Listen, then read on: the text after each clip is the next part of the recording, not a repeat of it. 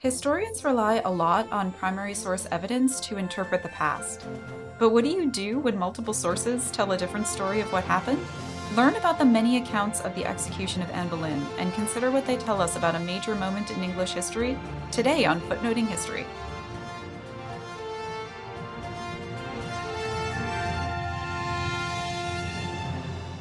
Hello, Footnoting History friends. It's Kristin, back again with an exciting history adventure for you. It's time to play Choose Your Own Adventure, History Primary Source Edition. I'm not sure if they're still out there, but when I was younger, they had these books where the outcome of the story was different depending on how you read the book, what decisions you made, what page you turned to, and the story was different depending on what you chose. Some of my classmates liked these books because they only read one option, and for book reports, it looked like you were reading a much bigger book than you actually were because they only read one of the outcomes. But I read them all, and I liked these books because you got different endings, even though in reality, I wouldn't have, say, chosen to have followed the ghostly howlings down into the basement where they were coming from. No, you get the hell out of there, you fool. I did like knowing that I was right, though. You always get killed when you run down into the basement in a mystery ghost story. And I did like seeing all the different outcomes play out. And these inclinations have followed me to adulthood. I never go see what's making a scary noise in the basement, and I always like thinking about different possibilities when dealing with primary sources. And the good news is, in this context, it just means more reading, so yay. Today's lucky subject is the execution of Anne Boleyn. If you know me or have listened to my previous episode on the other Anne Boleyn, you know that I find this 16th century English queen absolutely fascinating and, not gonna lie, a little bit of a badass. I probably would not have liked her in person, but as an historical figure, I think she's great. I also really love considering source material and thinking about how we know what we know about history. I'm a medievalist, so my written source material is generally sparse, if it exists at all, and very, and I mean very rarely, do medievalists ever get multiple accounts of a single event. It does happen. There are a few versions of the Merovingian king Clovis's conversion in the early 500s, but you usually don't get to do a compare and contrast like we can with Anne. Anne Boleyn is a pretty famous figure, and you've probably at least run across her name before. She is a very frequent visitor in pop culture and media, and she was pretty famous in her own time, too.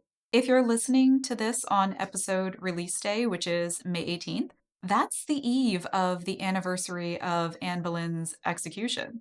I didn't even plan it that way. It's just the way things worked out, but I guess it was meant to be. The brief rundown is this. Anne Boleyn was born either in 1501 or 1507, most likely at Blickling, which is in Norfolk, which is in the northern part of England.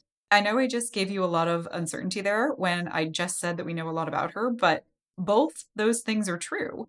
We are still just at that point in history where people didn't always write down the details we'd like to know now as modern people.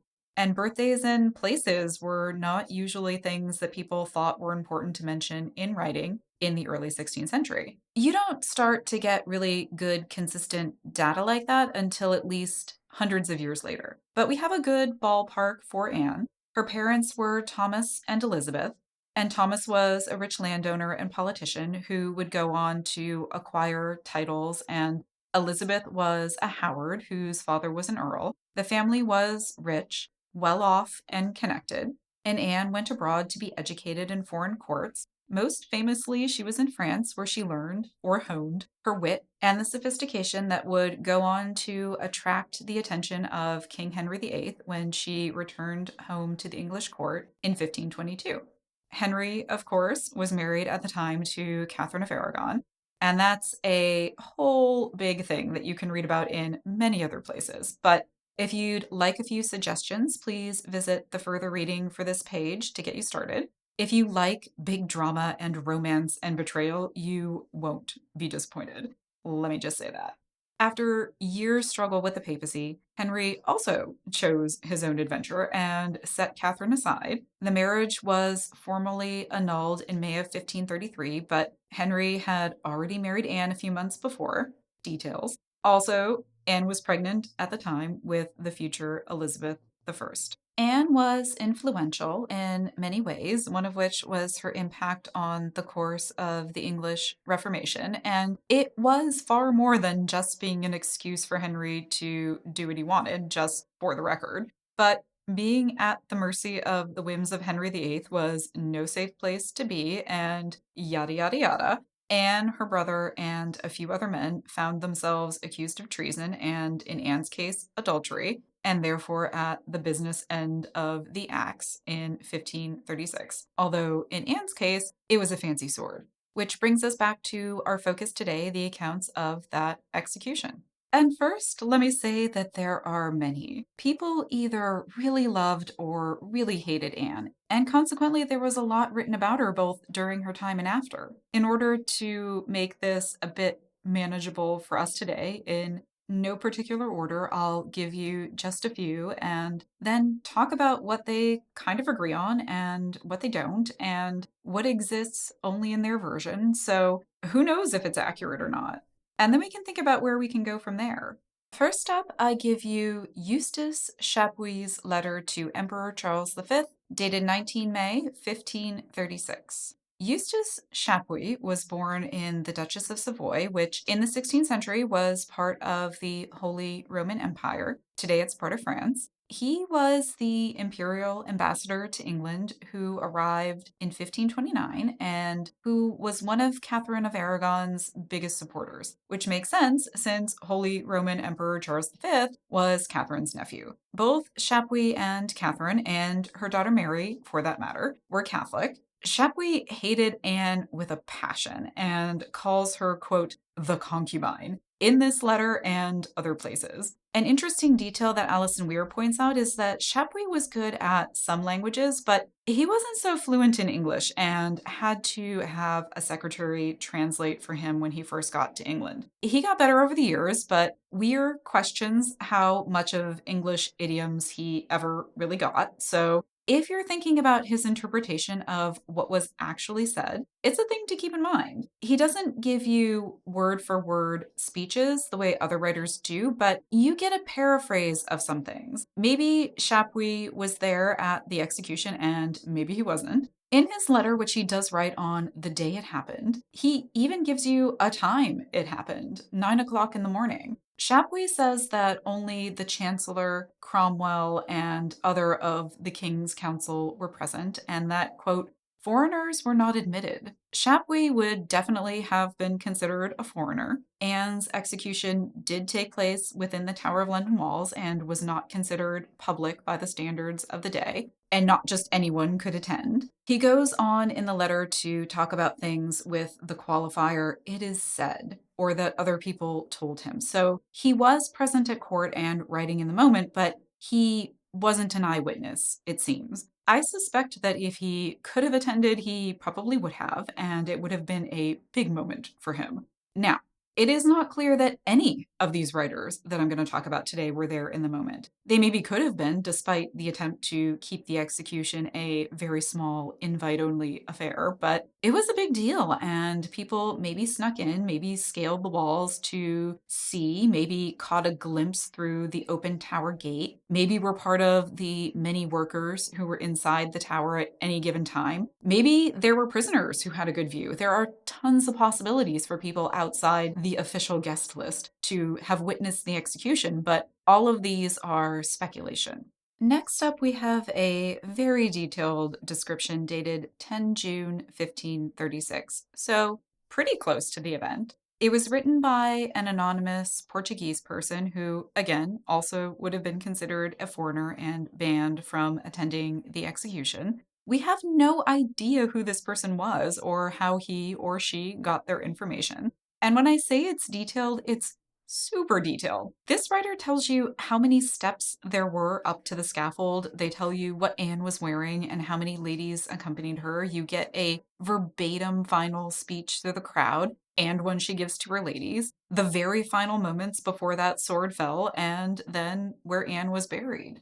Another source, written by John Stowe, echoes the Portuguese anonymous letter, though it is much shorter and lighter on the detail. This account was included in the Annals of England, written in 1592, so a bit further away than our Portuguese friend in Eustace Chapuis. Stowe is considered an antiquarian, which is to say he was kind of doing history as we think of it, but the methodology was definitely not as developed as it is for modern historians. 20th century historian A.L. Rouse considers Stowe, quote, one of the best historians of that age, and notes that Stowe did revise his writing when he thought he'd been wrong about something he'd wrote years before. Stowe was writing during the reign of Elizabeth I, Anne's daughter, and one of Elizabeth's favorites, Robert Dudley, the Earl of Leicester, suggested to Stowe that he start writing histories. So this may have affected how he portrayed Anne in her last moments.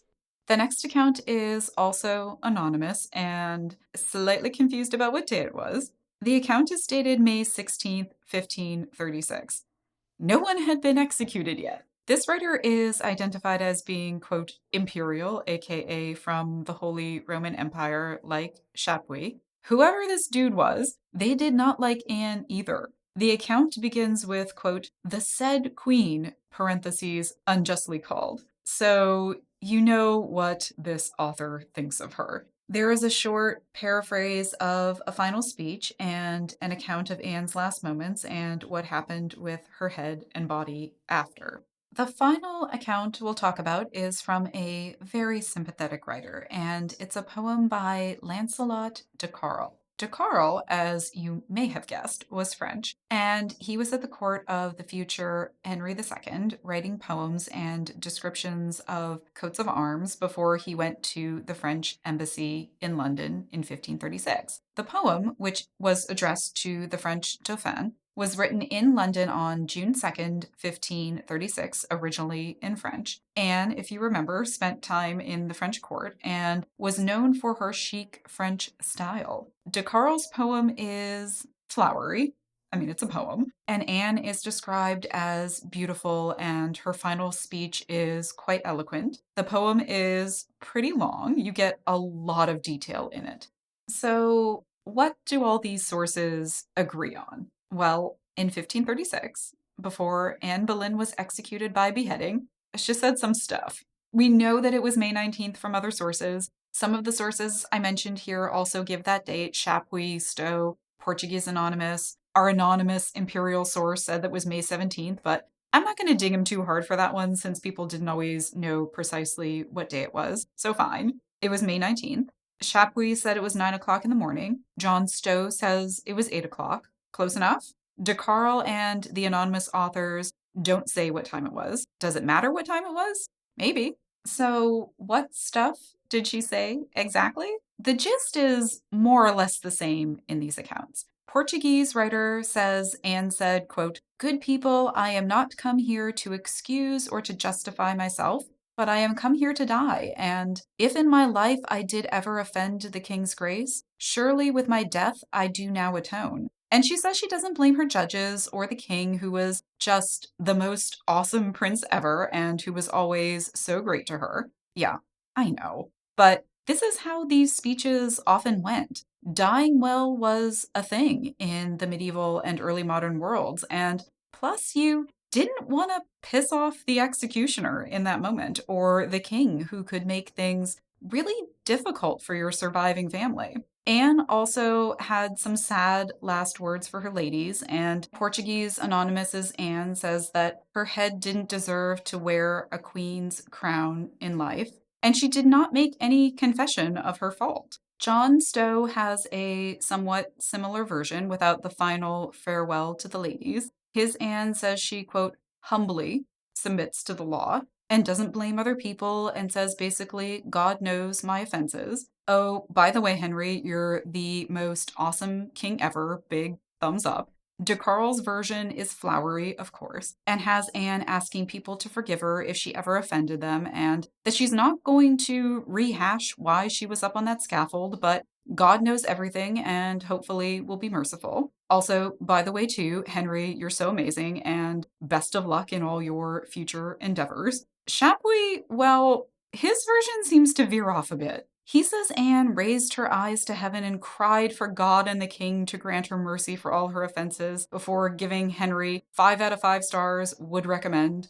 At first read, it kind of sounds like she's admitting what she was convicted of, and I'm gonna bet that's what Chapuis wants you to think, especially since he ends his short letter with a, by the way, the lady who told me all of this, she said that Anne confessed to her that she had been unfaithful before she received her last communion. Chapuis' Anne strikes the reader as a lamenting, fearful, and guilty as hell Anne. And though Portuguese writer's Anne says she, quote, submits to death with a good will, he describes her in his opening paragraph as, quote, the unhappy queen. De Carle's Anne seems kind of serene, saying that she hopes God, quote, blesses her and in his grace takes her to him and receives her soul today. And de Carle describes people being moved and sorry for her, but impressed by her, quote, great faith. Stowe doesn't seem to editorialize too much. The anonymous imperial writer gives a bare-bones, paraphrased version of the speech that is similar to Chapuis', our other imperial friend. However, anonymous imperial describes Anne as, quote, very much exhausted and amazed. And he did not mean amazed in a flattering way. He says she kept looking behind her as she walked to the scaffold. His Anne also raised her eyes to the sky and cried for mercy from God, and had only good things to say about Henry. No matter what, in every version, Henry, you're just the tops, seems to be quite the theme. In terms of what Anne wore, it varies a bit. So Anonymous Portuguese says that she wore a dress of black damask and a white cape. In his opening setting the scene paragraph, Anonymous Portuguese doesn't mention anything else, but after her speech, they say that, quote, with her own hands, she took off her coifs from her head, handed it off to one of her ladies, and then put on, quote, a little cap of linen to cover her hair. And Portuguese Anonymous says that one of her ladies covered Anne's eyes with a bandage. Anonymous Imperial writes that after Anne's speech, she was, quote, stripped of her short mantle, furred with ermines, and afterwards took off her hood, which was of English make. Then one of her ladies gave her a linen cap, and Anne covered her own hair and knelt, making sure her dress was covering her feet. Then one of the ladies covered her eyes.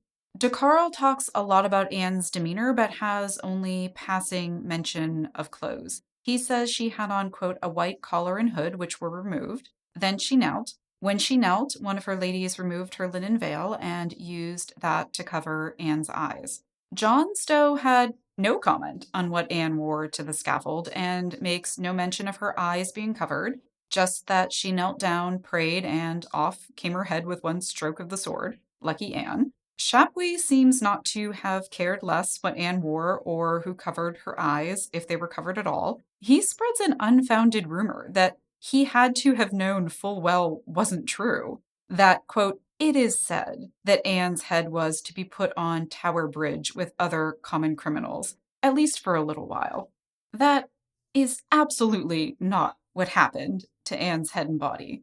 Portuguese Anonymous says that Anne's ladies covered her body and head with a sheet, put them in a chest, and she was buried in a church within the tower. John Stowe agrees that the body with the head were buried in the choir of the chapel in the tower, though he doesn't mention a sheet or who did the burying. De Carle also talks about a sheet. He calls it a shroud, but I'm going to say close enough. And he tells you that it was white. His Anne was put in, quote, a sad place of burial inside the tower, near to her brother George, who was executed a few days before. Imperial Anonymous says that one of the ladies covered Anne's head with a white cloth and the body was taken by her other ladies.